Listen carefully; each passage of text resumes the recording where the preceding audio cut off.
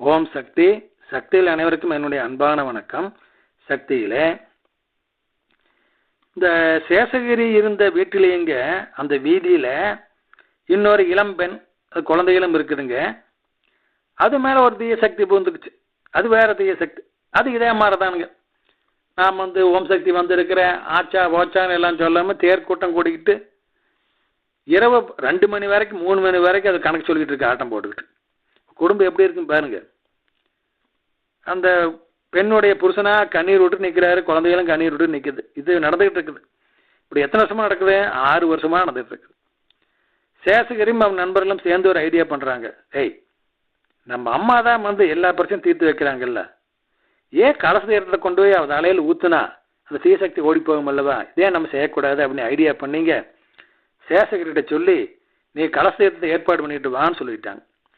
அதே மாதிரிங்க இவருமே என்ன பண்ணாருங்கன்னா, நம்ம சாதாரணமாக தீர்த்தம் முத்திரிக்கணும்பல்லாங்க சக்தியில் இந்த பித்தளை சொம்பில் மஞ்சள் நீர் தீர்த்தப்பொடி போட்டு சோரத்தை பருத்தி போட்டு அம்மாவோடைய 108 சொல்லி நம்ம அதை உருவேற்றி தீபாவளி திருஷ்டி அடிக்கிறோம் இல்லைங்களா.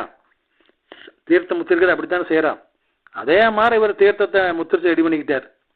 அந்த தீர்த்த சொம்பை கையோடு எடுத்துக்கிட்டு போனார். நண்பர்களும் கூட போனாங்க.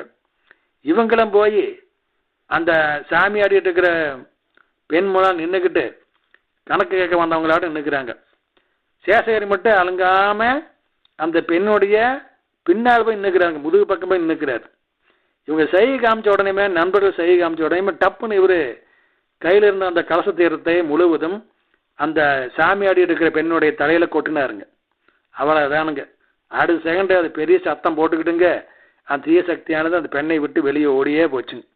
அது பின்னால் திரும்பி வரவே இல்லை. அந்த குடும்பம் நிம்மதியாக இருக்குதுங்க. அந்த பெண்ணின் கணவர் இவங்களுடைய கால் விழுந்து கும்பிட்டு நன்றி தெரிவித்தார் சக்தியில்.